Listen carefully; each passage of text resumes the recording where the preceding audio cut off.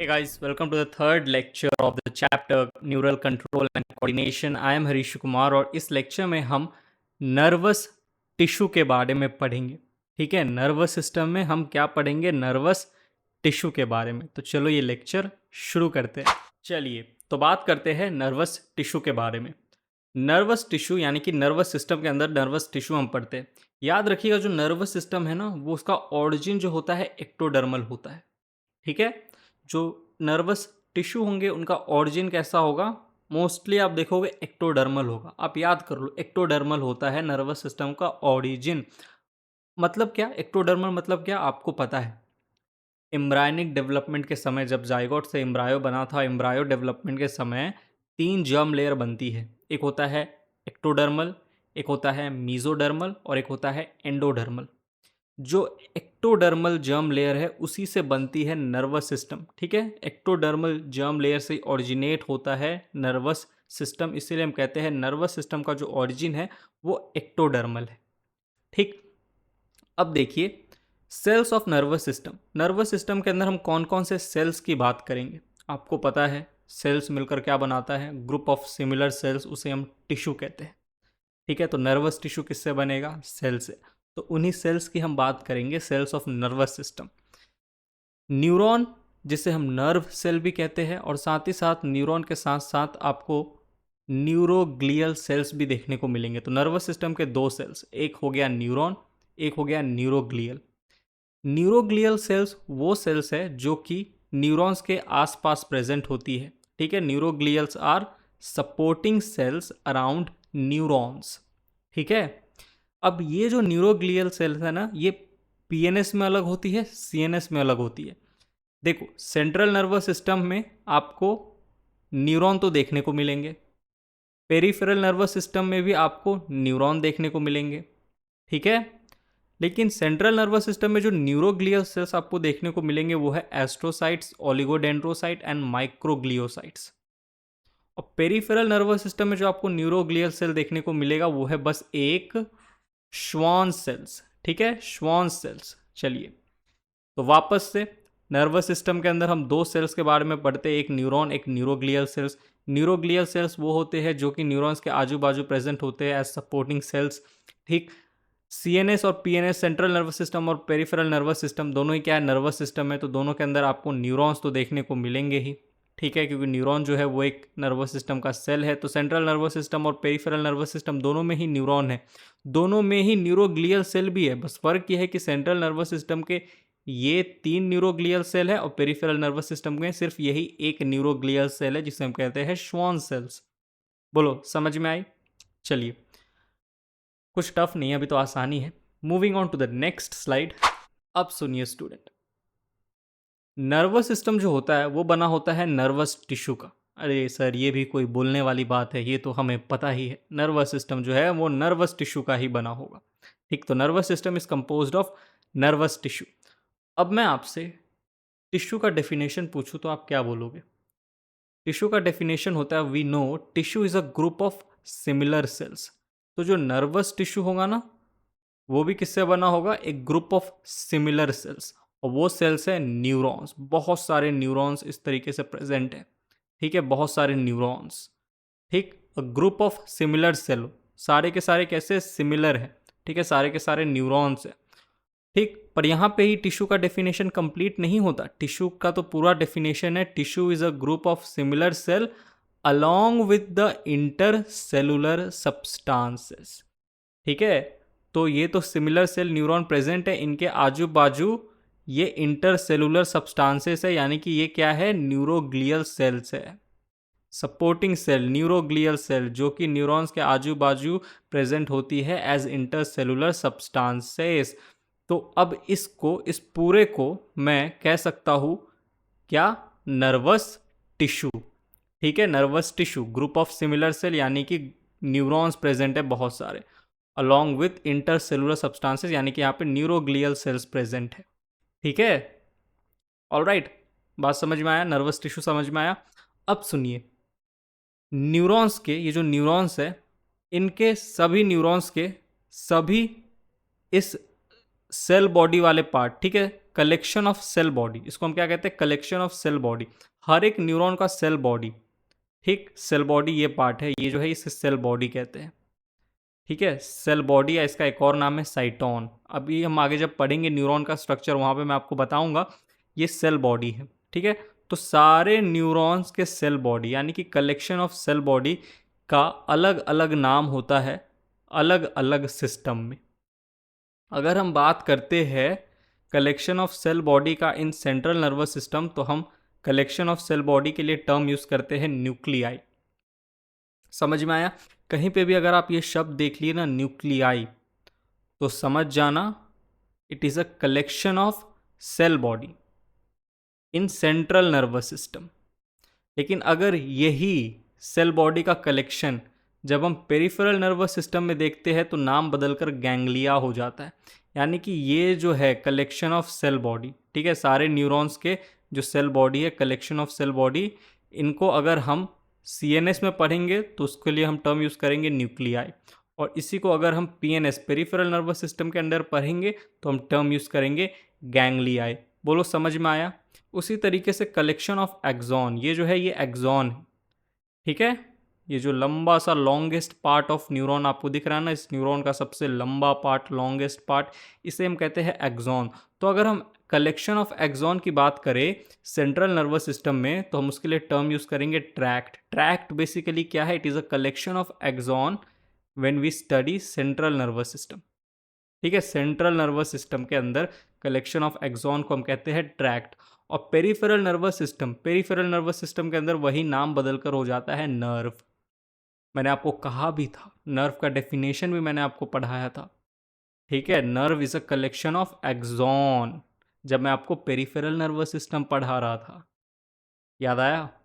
ठीक, ठीक है। और एक्सॉन का एक और नाम है नर्व फाइबर, इसे हम नर्व फाइबर भी बोलते हैं, ठीक है, इस एक्सॉन का एक और नाम है नर्व फाइबर। तो अगर मैं आपसे पूछूं collection of nerve fibre in central nervous system, तो उसका नाम हो जाएगा tract. Collection of nerve fibre in peripheral nervous system, इसका नाम हो जाएगा नर्व, ठीक है। तो अलग अलग जगह पे हम पढ़ेंगे तो अलग अलग टर्म हो जाता है, नाम बदल जाते हैं, ठीक है। चलिए अब आगे बढ़ते हैं, moving on to the next slide. अब सुनो स्टूडेंट्स, मैंने आपको क्या कहा, सेल्स ऑफ नर्वस सिस्टम में एक तो न्यूरॉन होता है और एक होता है neuroglial sales. Neuroglial sales CNS में अलग होंगी, PNS में अलग होंगी। न्यूरॉन के बारे में हम अगले लेक्चर में पढ़ेंगे, ठीक है, नेक्स्ट लेक्चर जो आएगा उसमें हम न्यूरॉन के बारे में पढ़ेंगे। अभी हम न्यूरोग्लियल सेल्स के बारे में जानेंगे। तो देखो, पहले हम बात करते हैं neuroglial cells of central nervous system. तो सेंट्रल नर्वस सिस्टम में 3 तरह के न्यूरोग्लियल सेल्स आपने अभी देखा था, क्या क्या? Astrocyte, oligodendrocyte, microglial cells. इनके बारे में ज़्यादा कुछ तो याद नहीं रखना है, बस इनके फंक्शन समझ लो और कुछ नहीं, और कुछ इंपॉर्टेंट नहीं है, ठीक है। देखिए, एक्स्ट्रा मैं पढ़ाता हूँ, ये बात मैं मानता हूँ, ठीक है, एक्स्ट्रा मैं इसलिए पढ़ाता हूँ ताकि NCERT क्लियर हो जाए। लेकिन मैं हमेशा अपने स्टूडेंट को ये भी कहता हूँ कि याद आपको हमेशा NCERT ही करना है। ज़्यादा आपको अपने ऊपर प्रेशर नहीं लेना है कि अरे ये इतना पढ़ा रहा है, इतना मटेरियल है, मैं क्या करूँ। नहीं, मत पढ़ो, फालतू का मटेरियल है, बस समझने के लिए काम में लो। इतना जो मैं आपको पढ़ा रहा हूँ ना, मैं आपको समझा रहा हूँ, इसके बाद आप सीधा NCERT पे भागोगे, ठीक है। मैं जो पढ़ा रहा हूँ एक बार बस लिख के उसको प्रैक्टिस कर लेना, बस। मैं और कुछ नहीं मांगता, जितना मैं पढ़ाता हूँ ना एक्स्ट्रा, मैं नहीं चाहता हूँ कि आप उसको याद भी करो, लेकिन आपने एक बार उसको लिख ज़रूर लेना ताकि आपको ना समझ में आ जाए, और फिर ही NCERT पढ़ने जाना, और उसके बाद बैठ के NCERT ही याद करना, ठीक है। चलिए, तो ऐसा मत सोचिएगा कि एक्स्ट्रा मैं पढ़ा रहा हूँ तो एक्स्ट्रा याद भी करना होगा, क्या? नहीं, समझ लो, समझ लो, समझने में क्या जाता है, ठीक। चलिए, तो neuroglial cells of CNS, astrocyte, oligodendrocyte and microglial cells, तीनों के बारे में थोड़ा थोड़ा जानते हैं। एस्ट्रोसाइट का फंक्शन होता है participates in blood brain barrier. Blood brain barrier में ये पार्टिसिपेट करता है। इसका मतलब क्या? इसका मतलब क्या, देखिए यहाँ पर ये आपको न्यूरॉन दिख रहा है, ठीक है। ये न्यूरॉन जो है कहाँ? सेंट्रल नर्वस सिस्टम का न्यूरॉन है। अभी हम सेंट्रल नर्वस सिस्टम पढ़ रहे हैं, ठीक है। तो ये जो न्यूरॉन है ये ब्रेन का न्यूरॉन है, मान लीजिए central nervous system, central nervous system के अंदर ब्रेन और स्पाइनल कॉर्ड ही आता है ना, तो ब्रेन का न्यूरॉन, ठीक है। और नीचे में यहाँ पर ये ब्लड कैपिलरी है। इस ब्लड कैपिलरी और इस ब्रेन के न्यूरॉन के बीच में यहाँ पर ये प्रेजेंट है न्यूरोग्लियल सेल, एस्ट्रोसाइट। ठीक है, अब देखिए हमारे ब्लड में ना कुछ केमिकल्स होते हैं जो ऐसे तो हार्मफुल नहीं है, लेकिन ये केमिकल न्यूरॉन के लिए हार्मफुल होते हैं।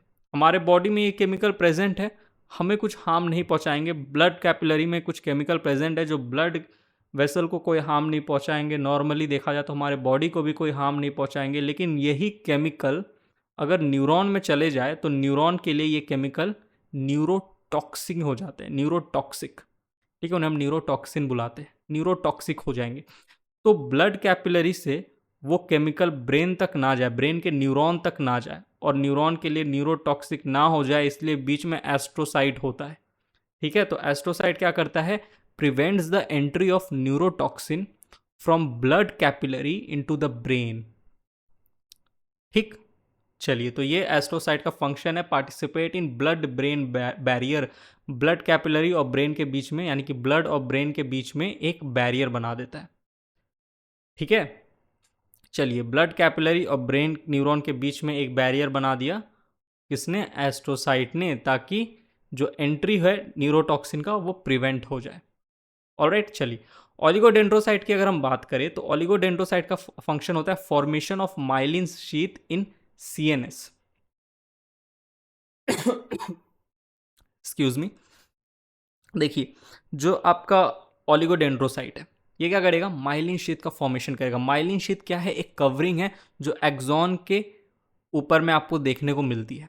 ठीक है, एक्सॉन जो रीजन है ना, जो लॉन्गेस्ट रीजन है न्यूरॉन का, उसी पे आपको एक कवरिंग देखने को मिलेगी, उसे हम कहते हैं माइलिन शीथ। जब मैं आगे आपको न्यूरॉन का स्ट्रक्चर पढ़ाऊंगा तो वहाँ पे मैं आपको एक पूरा प्रोसेस समझाऊंगा जिसको कहते हैं माइलिनोजेनेसिस, किस तरीके से माइलिन शीथ का फॉर्मेशन होता है।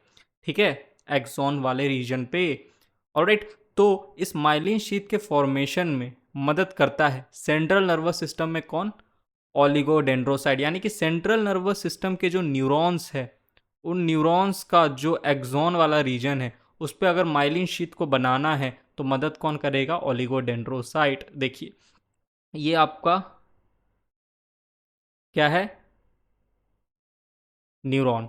ये क्या है, न्यूरॉन। ये जो पार्ट है, ये जो पार्ट, ये एक्सॉन है। ठीक है, और अगर आप ध्यान से देखो तो ये बीच में ये है ओलिगोडेंड्रोसाइट सेल, न्यूरोग्लियल सेल, और ये क्या कर रहे हैं, यहाँ पर देखो इस एक्सॉन के ऊपर यहाँ पे माइलिन शीथ का फॉर्मेशन करते हुए आपको नज़र आ रहे हैं। ये जो ब्लैक एंड वाइट है ये क्या है, न्यूरॉन, और ये न्यूरॉन का एक्सॉन वाला पार्ट। ठीक है, लंबा सा एक्सॉन वाला पार्ट। ठीक है, इसी एक्सॉन पे देखो यहाँ पे माइलिन शीथ का फॉर्मेशन करवा रहा है कौन, ओलिगोडेंड्रोसाइट। ठीक है, ये ब्लू और येलो कलर का जो सेल है ये न्यूरोग्लियल सेल है, ओलिगोडेंड्रोसाइट। अब हम बात करते हैं माइक्रोग्लियल सेल्स की। बोरिंग तो नहीं लग रहा है ना लेक्चर, बोरिंग थोड़ा बहुत लग रहा होगा क्योंकि इन्फॉर्मेशन ही आपको याद करना है, कॉन्सेप्ट होता तब ना मज़ा आता। ठीक, यहाँ तो बस इन्फॉर्मेशन दिए जा रहा हूँ मैं। चलिए आगे बढ़ते हैं, अब बात करते हैं माइक्रोग्लियल सेल्स की। तो moving on to the next slide. अब स्टूडेंट बात करते हैं माइक्रोग्लियल सेल्स के बारे में। माइक्रोग्लियल सेल्स का एक और नाम होता है माइक्रोसाइट। ठीक है, माइक्रोसाइट। देखिए, जो माइक्रोग्लियल सेल्स होते हैं इनका काम क्या होता है, फैगोसाइटोसिस करना। फैगोसाइटोसिस करते हैं यानी कि हेल्प करते हैं इन डिस्ट्रक्शन ऑफ माइक्रोब्स। ठीक है, माइक्रोब्स को किल करते हैं। ऑलराइट, हमारा जो सेंट्रल नर्वस सिस्टम में क्या होता है, अगर किसी तरीके से कोई माइक्रोब एंटर कर गया तो उसको डिस्ट्रॉय करने का काम, उसका डिस्ट्रक्शन करने का काम इन माइक्रोग्लियल सेल्स का होता है, जो कि कैसे होते हैं, फैगोसाइटिक होते हैं नेचर में, फैगोसाइटोसिस करते हैं। चलिए आगे बढ़ते हैं, moving on to the next slide. अब स्टूडेंट हम बात करते हैं neuroglial cells of PNS, peripheral nervous system के न्यूरोग्लियल सेल्स की बात करें तो सिर्फ एक ही है, श्वान सेल। ये क्या करेगा, श्वान सेल का काम है पेरिफेरल नर्वस सिस्टम में माइलिन शीथ का फॉर्मेशन कराना। अगर मैं आपसे पूछूं सेंट्रल नर्वस सिस्टम के न्यूरॉन्स में माइलिन शीथ का फॉर्मेशन कौन कराएगा, तो ओलिगोडेंड्रोसाइट सेल। ठीक है, और अगर मैं आपसे पूछ लूँ पीएनएस के जो न्यूरॉन्स है, पेरिफेरल नर्वस सिस्टम के जो न्यूरॉन्स है, उनमें माइलिन शीथ का फॉर्मेशन कौन कराएगा, तो आप बोलोगे सर श्वान सेल्स कराते हैं। ठीक है, चलिए ये देखिए इस तरीके से, यहाँ पर ये आपका जूम कर देता हूँ, ये देखिए ये न्यूरॉन है। ठीक है, ये जो येलो कलर का यहाँ पर ये लॉन्ग प्रोसेस निकलता हुआ आपको नज़र आ रहा है, एक प्रोसेस टाइप, ये जो लंबा सा आपको लॉन्गेस्ट पार्ट दिख रहा है न्यूरॉन का, ये जो येलो कलर में मैंने पूरा बनाया ना, ये है आपका न्यूरॉन। ठीक, न्यूरॉन है, ऑलराइट। और इस न्यूरॉन के ऊपर यहाँ पे माइलिन शीथ का आप देख रहे हो, ये जो न्यूरॉन का जो एक्सॉन वाला रीजन है, एक्सॉन वाला पार्ट है, इसके ऊपर ये देखो, ये जो ब्लैक कलर में ये क्या हो रहा है, माइलिन शीथ का फॉर्मेशन हो रहा है। माइलिन शीथ क्या है बेसिकली, जैसे ये मेरा हाथ है, इसके ऊपर एक कवरिंग लगा दो, कवरिंग, ठीक है, मान लो ये एक्सॉन है और उसके ऊपर एक कवरिंग लगा दी आपने, इस तरीके से एक कवरिंग बना दी, ये माइलिन शीथ का फॉर्मेशन हो गया, कवरिंग। देखो तो यहाँ पर ये देखो, ये कवरिंग आपको बनता हुआ नजर आ रहा है, देखो किस तरीके से ये कवरिंग, ये जो बीच में निकल रहा है ये एक्सॉन है, ठीक है। यहाँ पर इस तरीके से देखो कवरिंग बन रही है। इस कवरिंग को बनाने में, फॉर्म करने में मदद करते हैं ये श्वान सेल। यहाँ पर देखो श्वान सेल प्रेजेंट है ना, ये श्वान सेल क्या कर रहे हैं, यही माइलिन शीथ का फॉर्मेशन कर रहे हैं, किसमें, पेरिफेरल नर्वस सिस्टम के न्यूरॉन्स में। ऑलराइट, चलिए आई होप आपको ये डायग्राम से अच्छे से क्लियर हो गया होगा। देख रहे हो किस तरीके से ये लेयर पे लेयर बनाया जा रहा है, ऑलराइट। और एक शीट, एक कवरिंग का फॉर्मेशन कर रहा है, उसे हम कह रहे हैं माइलिन शीट। ये कौन कर रहा है, ये इस छोटू सा श्वान सेल कर रहा है। ठीक, चलिए, और श्वान सेल क्या है, एक न्यूरोग्लियल सेल है। न्यूरोग्लियल सेल है, एक सपोर्टिंग सेल है। देख लो ना, ये आपका जो न्यूरॉन था, ठीक है, इसी के साथ यहाँ पर बाजू में प्रेजेंट है एज अ सपोर्टिंग सेल। और श्वान सेल जो है वो कर क्या रहा है, ये सर माइलिन शीथ का फॉर्मेशन कर रहा है पीएनएस के अंदर। बोलो हुआ क्लियर। तो यहाँ पर हमने बहुत ही बेसिक चीज़ समझा, कुछ ज़्यादा कॉन्सेप्ट वाला था नहीं, बस थोड़े फैक्ट्स ज़्यादा थे, लेकिन फैक्ट हमेशा मैं कहता हूँ एनसीईआरटी के ही आप याद करके चलो। ऑलराइट, बार बार एनसीईआरटी को रीड करो। मैं जो पढ़ाता हूँ एक बार बस उसका एक रफ नोट बना लो। बैठ के सजाने वाला नोट्स का ज़रूरत नहीं है, बैठ के सजाओ मत, मेरी तरह 4 पेन से मत लिखो। मैं आपके लिए उतना मेहनत कर लेता हूँ, मैं इतना कलरफुल एकदम स्लाइड नोट्स बना के आपको दे देता हूँ, ताकि आपको वो ना करना पड़े और आपका भी जो ख्वाहिश था कलरफुल नोट्स पढ़ने का वो पूरा हो जाए। ठीक है, तो आप नोट्स तो टेलीग्राम चैनल पे है ही, मेरे डिस्क्रिप्शन में लिंक रहता है। ये बहुत स्टूडेंट कभी कभी पूछते हैं सर आपके नोट्स कहाँ से मिलेंगे। अरे मेरे वीडियो के थोड़े नीचे एक डिस्क्रिप्शन है, वो पढ़ लो, वहीं पे आपको मिल जाएंगे, ठीक है, लिंक। तो वहाँ से आप जाओ, नोट्स डाउनलोड करो। लेकिन एक बार ना मैं रिक्वेस्ट करूँगा, भले ही आप मेरे नोट्स के डायग्राम मत बनाओ, लेकिन जो मैं लिखता हूँ ना उसको एक बार रफ में लिख लो। उससे क्या होगा ना, आप जल्दी उस चीज़ को ना अपने दिमाग में ले लोगे। जितना जल्दी वो आपके दिमाग में आ जाएगा, फिर जब आप एनसीईआरटी रीड करने बैठोगे ना, तो एनसीईआरटी से आप कनेक्ट कर पाओगे। ठीक है, सिर्फ सुनने से नहीं होगा, एक बार ना एक बार तो आपको लिखना पड़ेगा ही। ठीक, चलिए, तो यहीं पे ये लेक्चर होता है समाप्त। आई होप आपको ये टॉपिक अच्छे से समझ में आया होगा। अगले लेक्चर में हम क्या पढ़ने वाले हैं, अगले लेक्चर में हम पढ़ने वाले हैं न्यूरॉन के बारे में। ठीक है, इस लेक्चर में तो हमने न्यूरोग्लियल सेल को पूरा कवर किया।